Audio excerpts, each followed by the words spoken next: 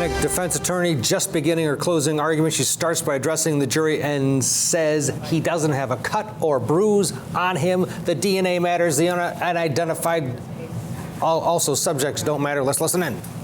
Is that back in March of 2019, everybody started jumping to conclusions and just making up their minds on something. When we know on March 30th of 2019, law enforcement literally knew nothing. What they knew was that Samantha Josephson had gone missing. What they knew was that her body had been located in Clarendon County. And what they knew at that point is that Nathaniel Rowland had been pulled over by Officer Kraft, and there was liquid in the car that they at that point suspected was blood. The initial report came back from the lab confirming that it was in fact blood. Nobody has stood up here and said that Samantha Josephson's blood was not in that car. Nobody has stood up here and said that Nathaniel Rowland was not the one driving the car. But her blood being in the car and Nathaniel Rowland driving the car does not mean that he is the one that killed him. Killed her. And that is what this trial is about. He's not charged with driving a car. He's not charged with trying to sell a cell phone. He's not charged with not calling the police when he should have. He's charged with murder. He is charged with kidnapping. And he is charged with possessing the weapon during those two crimes. That's why we're here. Not for what he might have done starting in the late morning hours of Friday, but what happened between approximately 2:07 on Friday morning to when Miss Josephson was located in the woods. That's what this trial is about. At the beginning, a little over a week ago, it was 8 days ago, Mr. Gibson stood before you and he told you that the simple answer is the easy answer, or the simple answer is the right answer, or something along those lines. There is nothing simple or easy about what's happened in this courtroom this week. Nothing. In fact, the opposite is true. We all know this. The simple answer, typically not the right answer. It's the giveaway. It's the one you can fall back on. Go ahead, snap it, it's done. And starting 2 years ago and continuing to today, that's the narrative that has been adopted by law enforcement. It's the narrative that was adopted by the solicitor's office, and it's the narrative that they've given you throughout this trial. Now, I'm not going to go back through every piece of evidence, every witness that you've heard of, that you heard from. Y'all were listening, y'all were paying attention. We were watching. Y'all watch us, we watch you. We know you were paying attention. So I don't need to go back through everything. But there are, a few key pieces that I think show and prove that the easiest answer is not the right answer for this case. Now I want to start where I believe the narrative is kind of getting skewed a little bit. And luckily, this video is in evidence. We're going to start with Officer Kraft. The initial officer that, hit his blue lights, pulled Nathaniel over, and conducted the traffic stop. What you were told was happening in that video is that Nathaniel Rowland was driving through 5 Points, 1 block away from the bird dog, when a traffic stop was initiated.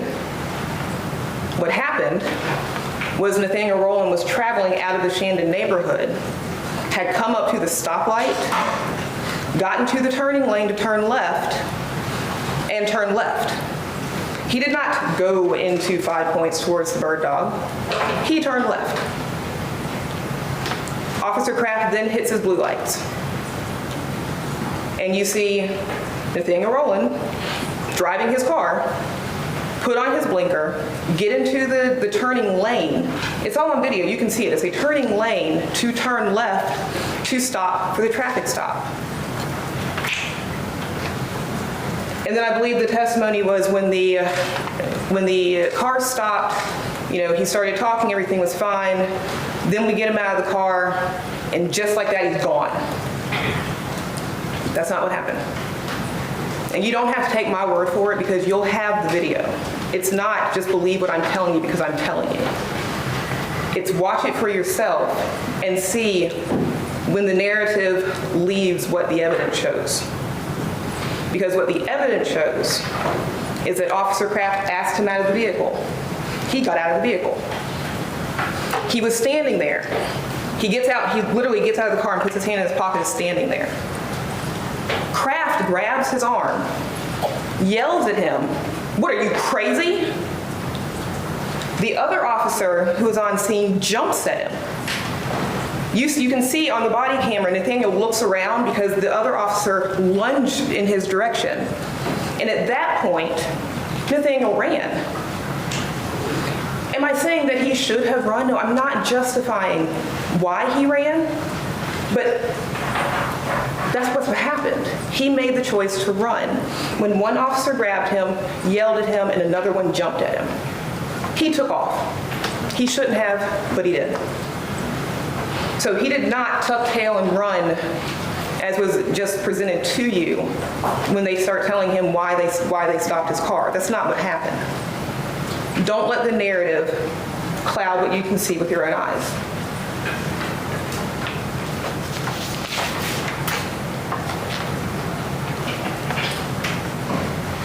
You've also heard nothing from anybody about the amount of blood in this car not being a significant amount of blood.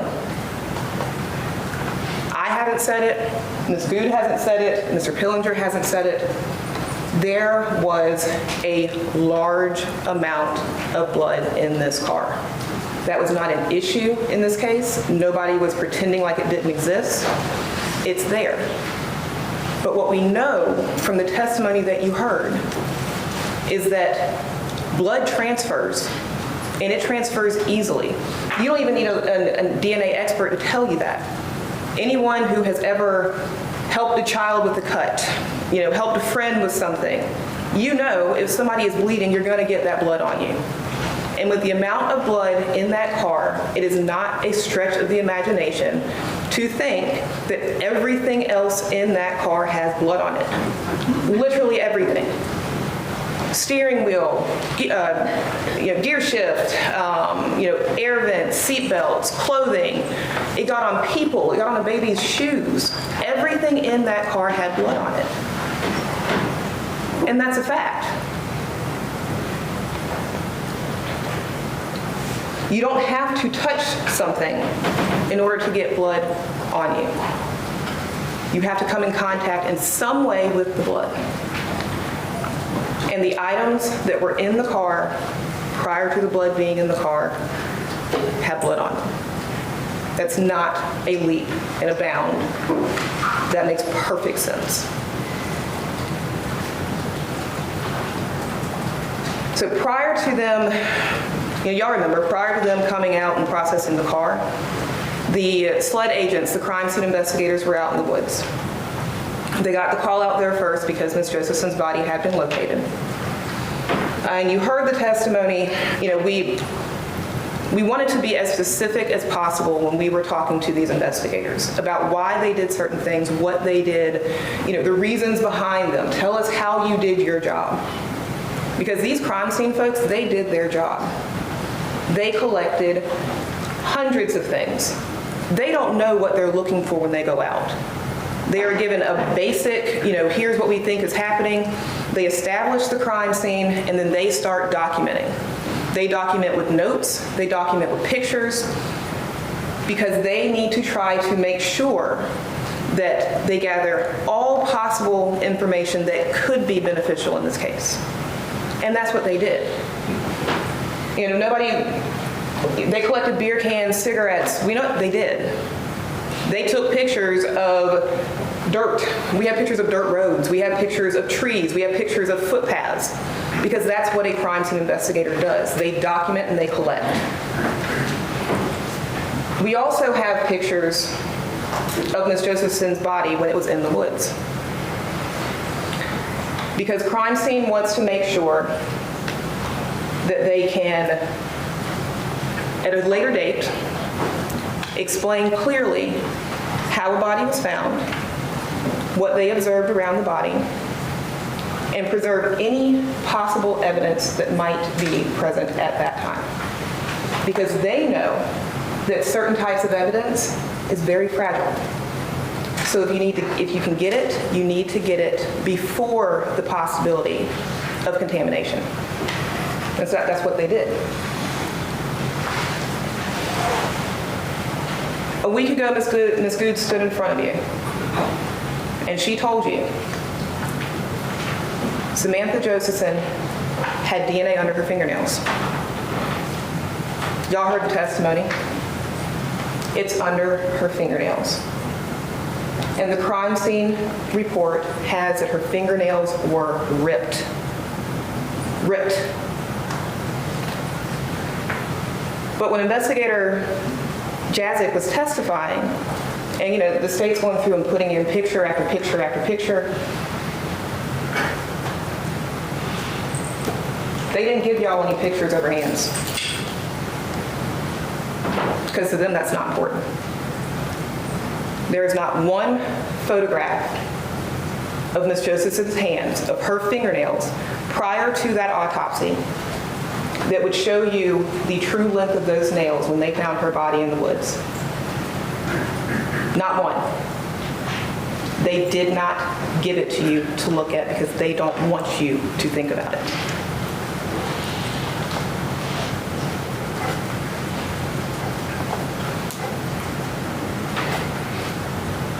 Pictures were presented to y'all, and they're here. You can take all of these back and you can look at them. The scene itself in the woods, I think, is also important for a number of other reasons. Dirt roads, brush, a wooded area. You couldn't see Ms. Josephson's body from the road. You had to come into the footpath some to come see where she was. And just imagine, it's pitch black. Somebody drives a car into the middle of nowhere, drags a body out, not a street light in sight. It is pitch black through a wooded area with not, it's not the blanket, you can't see anything woods. It's those really annoying pointy sticks that scratch you when you go through them. Those kind of trees. Not a scratch. Nobody fell. There's not debris on any of the clothing that they found in the car that they're saying that Nathaniel Rowland was wearing. Nothing from the woods is on Nathaniel Rowland's clothes. Nothing's on his shoes. And not just dirt and debris, if somebody's going to be committing a murder, folks, you're not doing it in slides. You're not doing it in flip-flops. There are at least 3 pair of shoes in that car with no blood on it. A significant bloodletting event, and there's not a shoe that is covered with blood. The slides that they got, there's a mixture of DNA, another mixture of DNA, and I'll come back to all of the DNA stuff in just a minute. But no, people aren't going to commit murders wearing flip-flops. It doesn't make any sense. It makes absolutely no sense. That person would have been covered. Covered.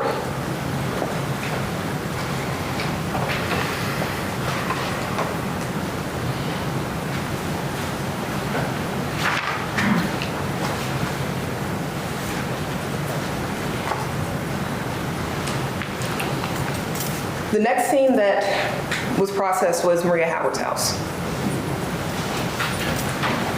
And they kind of went back and forward. I probably have the timing off a little bit, but between Maria Howard's house and the car, there was a lot of processing.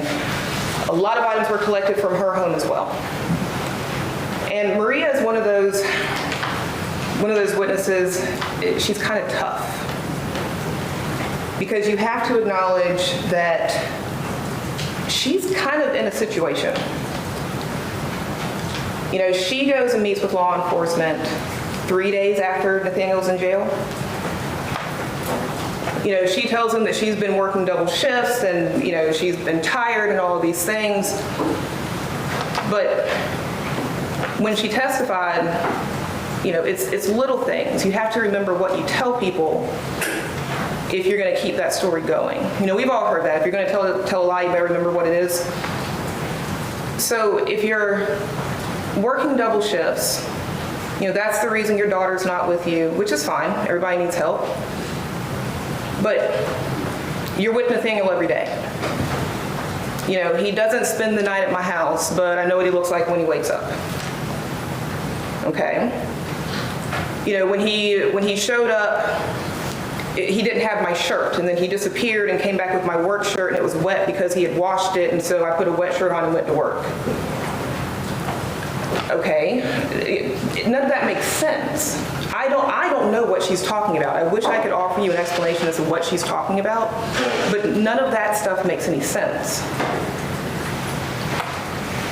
Why she would get into a car covered with blood and just go on about her day like everything is fine. That doesn't make sense. Why she didn't call the police if she was so scared. You heard her, she told me, I was too scared. I couldn't call the police, I was too scared. Well, when she got to work that day and she texted her mother, she said, "Baby tried, LOL, my shirt is wet as F. He will not be wasting, I believe she said, washing clothes ever. Have a good day, love you." That's not somebody who's terrified and scared and trying to figure out what's going on. That's somebody laughing with their mother that her work shirt is damp and she's not going to let Nathaniel Rowland wash her clothes anymore. Not somebody who's scared of him.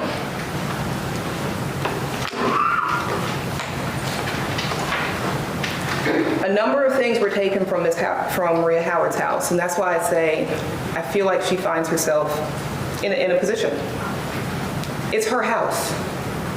She shares that house with her child. And all of these bloody items are found at her house. And she can tell us all she wants to that, you know, I didn't touch anything, I don't know what was going on, I didn't do anything. Her DNA or her fingerprints are all over those bags. All over those bags. She can say whatever she wants. I don't know what's going on in her head, but her fingerprints and her DNA all over those bags.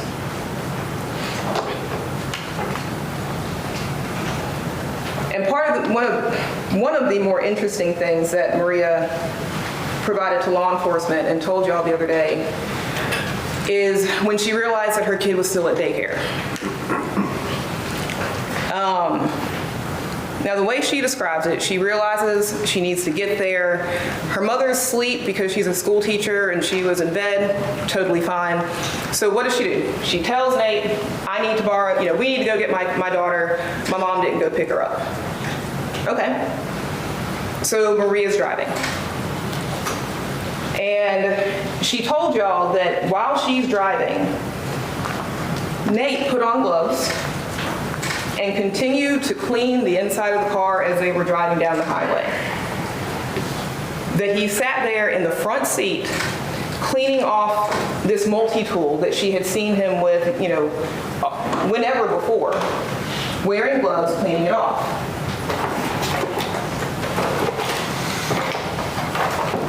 This is what the tool looks like now. It's been through processing, it's been cleaned, right?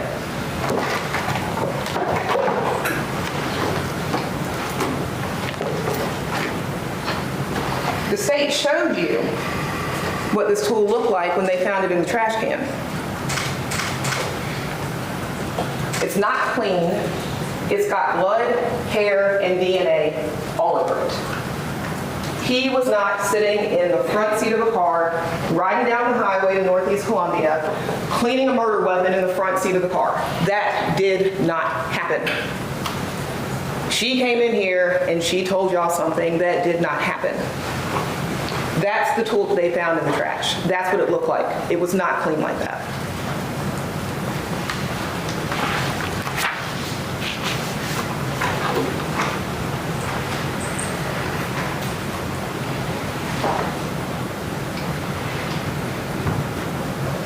Wearing gloves and DNA. I'm almost confused after all these years why it is that we even bother with DNA testing. And I only started thinking that after sitting in court today. Why do we take swabs and submit them to analysts if we're going to stand here and try to convince y'all that it doesn't matter what they say? Then why do we do it? I don't have an answer for that. If we're not supposed to pay attention to what the scientists tell us, then why are we sending stuff to scientists? It doesn't make any sense to me. Because that's a theme that has continued to come up throughout this case, and it all boils down, the gloves, it all boils down to what was found on this and where it was found. We know that Nathaniel's DNA, there was a weak support for the inclusion of his DNA in a mixture I found in this general area of the tool, right?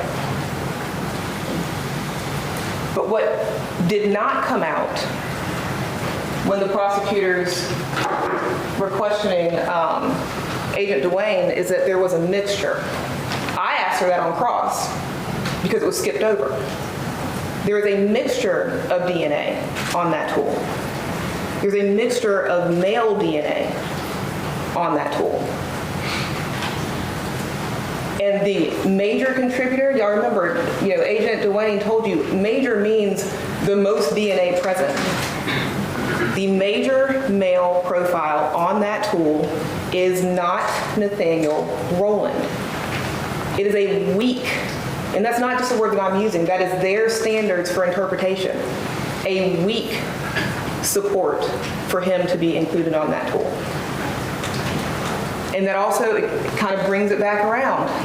If the state is going to stand here and tell you over and over and over again that Ms. Josephson didn't have Nathaniel Rowland's DNA under her fingernails because he was wearing long sleeves and gloves, then how does DNA get on that? You cannot straight-faced stand here and say, she doesn't have his DNA on her because he was covered up, but his DNA is on that because he wasn't covered up.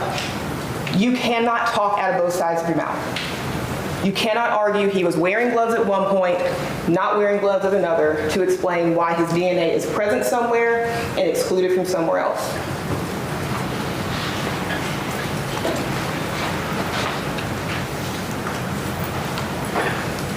There's lots of testimony. Like I said, I'm not going to go back through all this because honestly I don't understand a lot of it. The cell phone stuff with the towers and the data, all of that's technical. I can talk to experts, I can listen to the experts, but that is very technical stuff. What we know about the cell phones is that there were 2 phones that were associated with Nathaniel Rowland. We know that one phone, Agent Grabsky was, he provided y'all with a map. And that map hit off of towers in Columbia, Sumter, Clarendon County. But we know there's a second phone. And in the records that y'all have, all of these phone records right here, the state provided you the proof that Nathaniel Rowland does not have both phones associated with him all the time. And that's important because the phone expert testified that the phone doesn't, wherever the phone is, it doesn't mean the person is. So we know that one phone associated with Nathaniel Rowland was bouncing off of cell towers. And we also know that Nathaniel Rowland does not have both of his phones on him at all times because you don't call yourself and talk to yourself for almost 2 minutes. You don't text message yourself and respond from your two separate phones.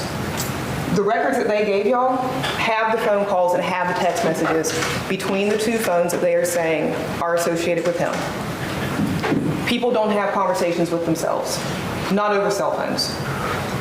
So we know that somebody else has Nathaniel's phone. Just because a phone hits off of a tower, that does not mean that the person is there with it.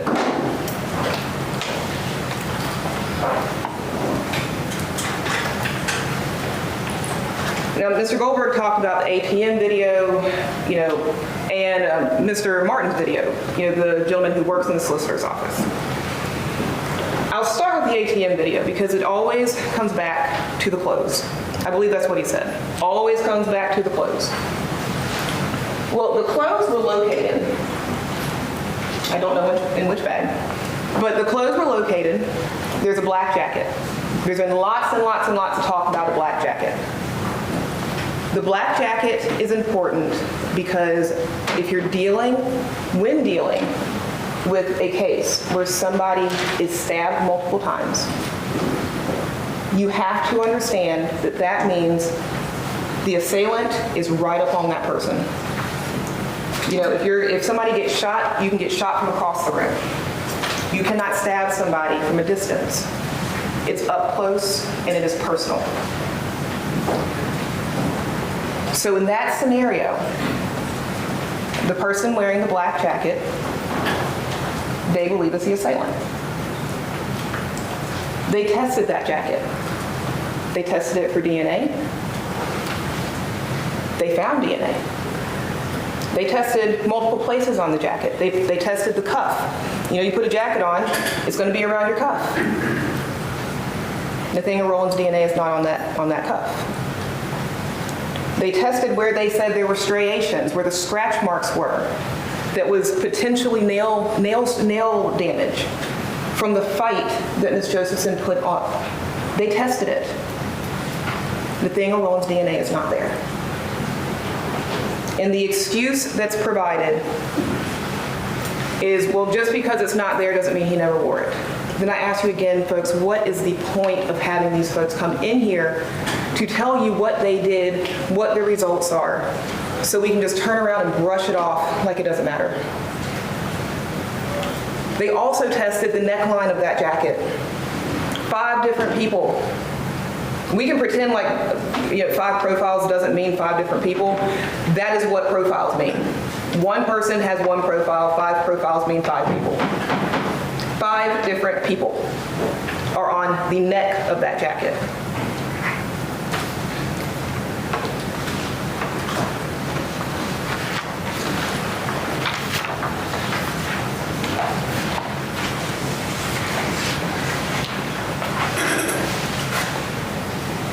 I was trying not to get into a whole bunch of DNA, but I don't think I can avoid it, unfortunately. So just bear with me. The beanie, a whole bunch of talk has been, about this beanie with cold-blooded on it. Y'all, somebody can go out and buy a beanie with a Superman logo on it. Doesn't mean they're Superman. What the beanie says means nothing. So what's important about that is the DNA. Samantha Josephson's DNA is on that beanie. Nathaniel Rowland's DNA is on that beanie. You know why? Because he's worn it. It was on his head. There's video of him wearing it. Ms. Josephson's DNA is on it because it was in the car. The 2 other people who were present on that beanie, I don't know who they are. I don't know how they got there. but there's 2 other people in there. And we can't keep skipping over things that don't work for us, keep skipping over things that don't fit into this nice little pretty box that I'm trying to give you. You have to look at everything. That's the oath that y'all took as jurors, to look at everything. Consider all the evidence, all the testimony before you make your decision on whether or not the state's proven their case. And when the state elects not to give you everything, I don't know how you're supposed to do your job. I really don't.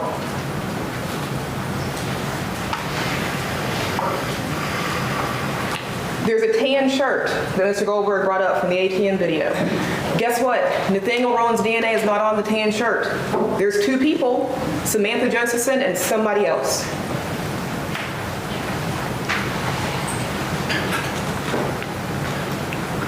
In the 67-page report that Agent Dwayne issued in this case, that was the big one, not the one that she did in June of 2021, almost 2.5 years later.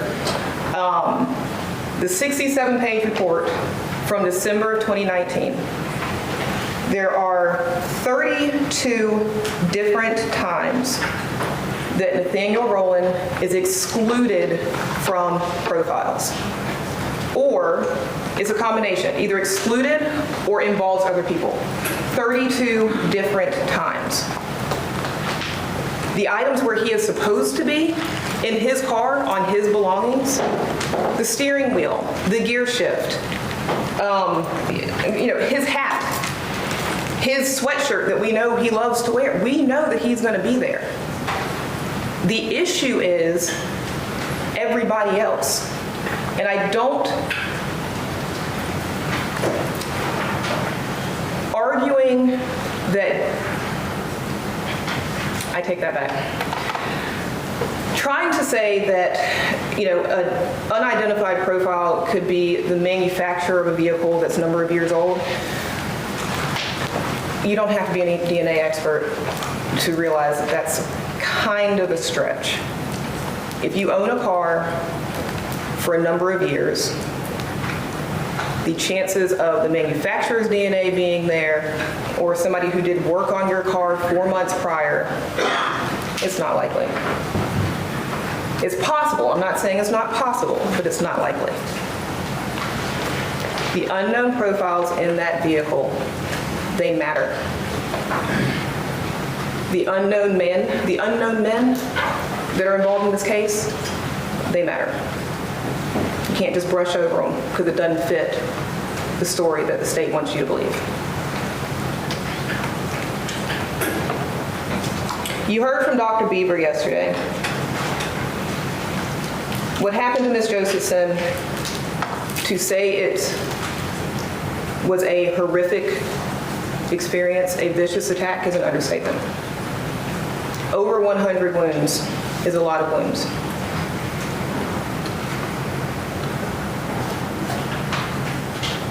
But I can't get around how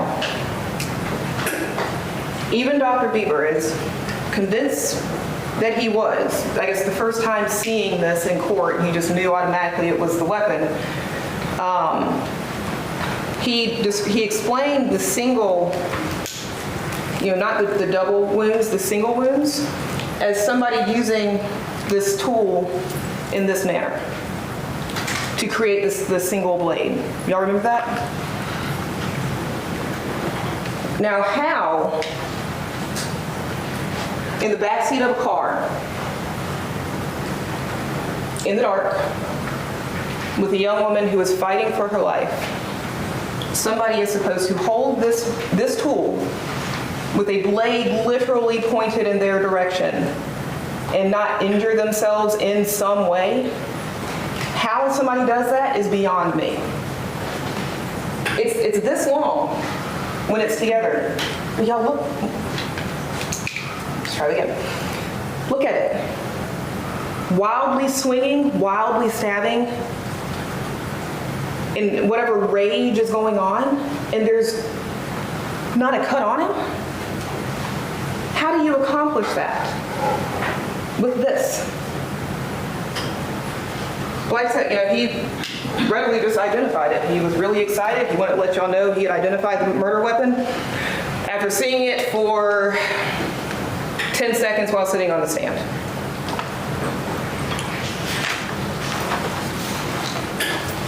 The cause of death in this case was never a question. Never. Nobody ever said that Ms. Josephson was not stabbed and died because of those injuries. I don't know what Dr. Bieber's intentions were. I don't know why he tried to explain to y'all that Ms. Josephson's fingernails were too short to get DNA under them after we already had testimony that they collected DNA out from under them. I don't know what that show was about. But this young lady had over 100 stab wounds. There is evidence on her body. There's bruises. She has discoloration of her knuckles. Either she hit something or something hit her. Her fingernails were ripped, even though some witnesses don't want to admit that they were after the fact. We know from SLED that they were ripped. We know from SLED that they were of medium length. Not the short nails that Ms. Good showed y'all yesterday. She barely has nails. His report said medium length, and they were ripped. That's what we know. She put up a fight, and Nathaniel Rowland had not a mark on him. That is what we know. There's a footprint in the window. Her fingernails are ripped. She's got bruises. She's got defensive wounds. She didn't lay there. She didn't give up. We never suggested that she did. They've never suggested that she did. This young woman fought. And Mr. Goldberg said that she left a trail with her footprint. Well, she gave y'all the conclusion with her nails. She told y'all who it was.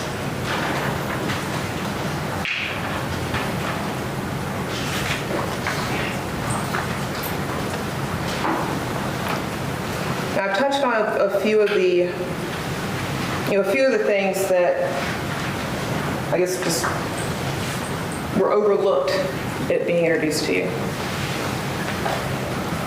The photographs of Nathaniel that were taken by Agent Jazik that showed absolutely no injuries. They didn't even ask her about it. They didn't even ask her. They said, "Did you respond to headquarters?" "Yes, I responded to headquarters." "And what did you do?" "Well, I took some photographs." "And did you collect the clothes?" "Yes, I collected the clothes." They didn't even ask her. Just wanted to brush on by it like it didn't matter. She told you in great detail. Ms. Good asked her in great detail. "You took pictures of the back of the hands?" "Yes." "Front of the hands?" "Yes." "Both sides of the arms?" "Yes." "His face, his neck, and there wasn't a mark on his body." If there had been, y'all would be looking at those pictures. If Ms. Josephson had Nathaniel Rowland's DNA under his fingernails, do y'all think they would have left that out? How many times do you think they would have had the DNA analyst on the stand confirming that his DNA is under her fingernails? How many times?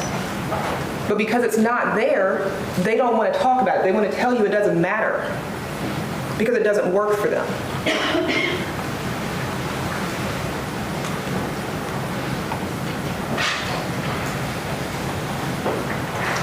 Some of the videos that y'all are going to be able to watch, I do ask you to watch them. Please watch them. Y'all are going to be able to take the big TV back there, but you'll have some device in your jury room to watch these videos. The PDF that was, the PowerPoint presentation that Mr. Martin showed y'all yesterday, that was our first time seeing it too. We don't have a Justin Martin in our office, so we were just sitting there watching 25 plus hours worth of video, doing the same thing, staring at these videos, trying to identify cars, where they were going, how can we try to get some sort of timing on what was going on? Do we see the driver of the vehicle? That one video y'all have, the wrong turn down Saluda. Mr. Goldberg showed it to you today, a short clip. You'll be able to watch it. And if you remember, when Mr. Shealy was on the stand, I asked him, he's the owner of Statewide Security, where they got all these videos from. I asked him to confirm whether or not he had a second camera on Saluda. And he does. So we're all familiar with 5 points. I assume we're all familiar with 5 points. If you are at Gourmet Shop or at the Fountain or at Starbucks, that intersection heading into Shandon is Saluda Avenue. You can see the vehicle turn left, going the wrong way, and travel down in front of Gourmet Shop. Right before you get to Gourmet Shop, right where that car turned, there is a camera that is literally pointed into the driver's side of a car. It is directly in the street. It's got 3 or 4 different angles on it, but one of the... Yes, sir. Basis for the objection. Argument about facts not in evidence. I can go on, Raj. All right. He told you there is another camera there. And the only reason you don't have that footage is because law enforcement never asked for it. They never asked for it. They bring you all this other stuff, but they never asked for it.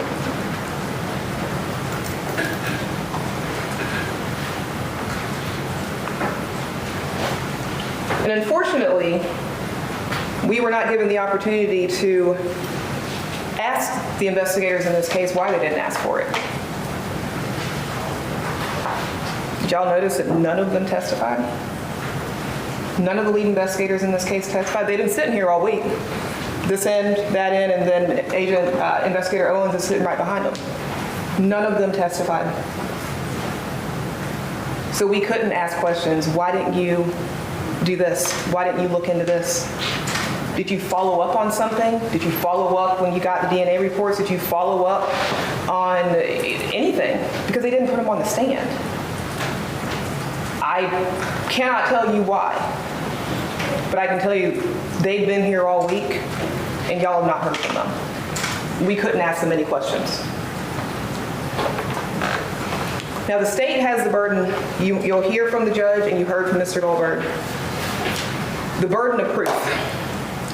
The burden of proof is not a small thing.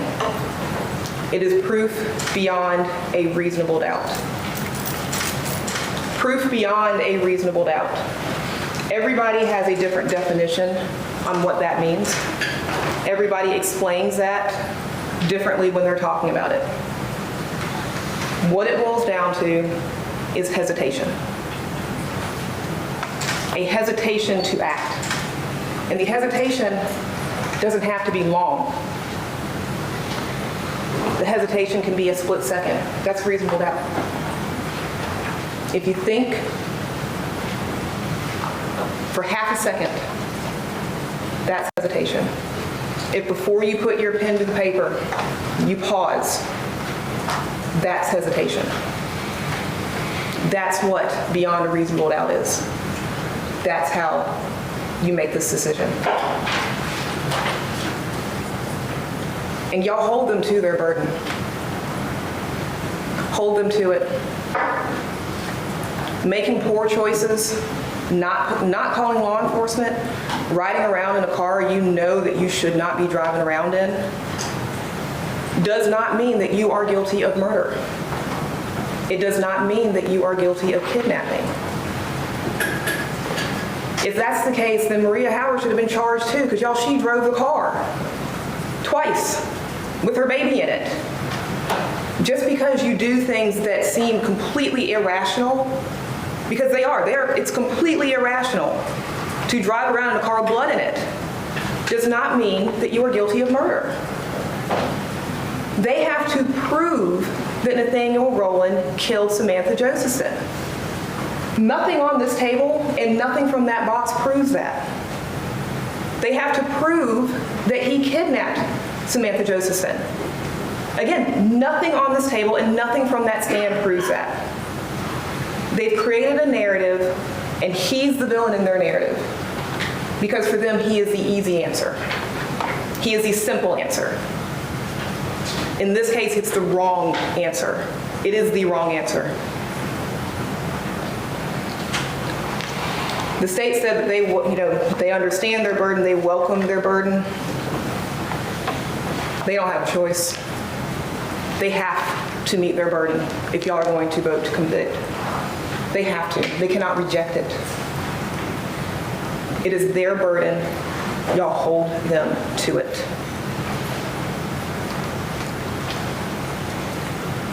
March 29th, 2019, the unthinkable did happen.